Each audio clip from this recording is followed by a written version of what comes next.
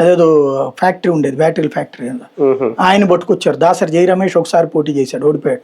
అశ్విని దత్తును పట్టుకొచ్చాడు. అట్లా ఎవరెవరినో తీసుకొచ్చి పోటీ చేయించడం తప్పించి గద్దె రామ్మోహన్కి ఇచ్చినప్పుడు గెలిచాడు ఆయన. అదే అశ్విని దత్తుకి ఇచ్చినప్పుడు ఓడిపోయినటువంటి పరిస్థితి ఉంది. అప్పుడు కాంగ్రెస్ స్ట్రాంగ్, గ్యారంటీ గెలిపేవరదంటే ఉపేంద్ర, తర్వాత లగడపాటి రాజగోపాల్ సాధ్యమే. లగడపాటి రాజకీయ సన్యాసం తీసుకోవడం రకంగా ఇలా ఫెచ్చింగ్ అయింది తెలుగుదేశం. అందులో రాష్ట్ర విభజన, సామాజిక వర్గ సమీకరణాల పరంగా అక్కడ అది ఉపయోగపడింది. ఈవెన్ కాంగ్రెస్ కూడా అదే టికెట్ ఇవ్వడం వల్ల ఇటు రాయపాటి గుంటూరు కావచ్చు, అక్కడ ఇది కావచ్చు. వైసీపీ ఆ విషయంలో గుర్తు తెలియని వ్యక్తులు తీసుకొచ్చి పెట్టింది.